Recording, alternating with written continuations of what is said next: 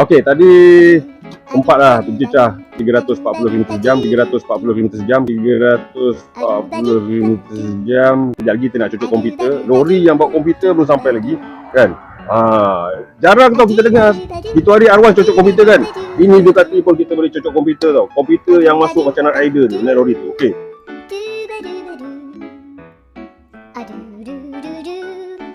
Ya, rakaman wheelie dengan rakaman top speed tadi tu saya tak masukkan lah. Okay? Tapi yang penting pakai helmet tadi, kan.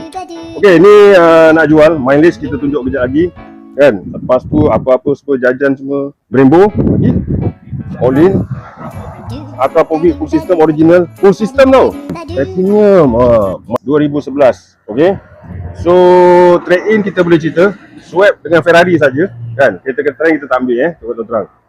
Yang penting tu cakap, bila nak buat inspection, kan, owner kena beri kebenaran. Kalau owner tak bagi kebenaran, saya tak bawa tadi motor tu. Cuma yang rakaman masa top speed dengan wheelie, kan, saya tak masukkan lah, takut kena ban dengan TikTok, nampak kat situ. Yang penting rotate hidup. Okay, penghantaran kita boleh buat seluruh Malaysia, tak ada masalah. So senang kita datang sini, bincang depan-depan. Okay, ergo, harga nego sampai barisan. Okay, lain apa nak tunjuk? Okay, so tak apa, kejap lagi saya akan tunjukkan dengan lebih rapat lagi. Kucing ni kita boleh bagi sekali, kan? Boleh bawa balik, kan? Kucing kita bagi sekali. Nampak itu, ada kucing kita bagi sekali. Okey. Alhamdulillah, pertama kali saya merasa, kan, inspection Ducati 848 pertama kali. Okey. Sedangkan saya bukan pomen. Okey, jangan malu, jangan segan. Okey. Tak ada beg kuning, tak ada beg hitam. Yang ada nombor telefon. Yang ni saya recommend belilah. Okey, puas hati. Itu saja. Sila kata terasa masa.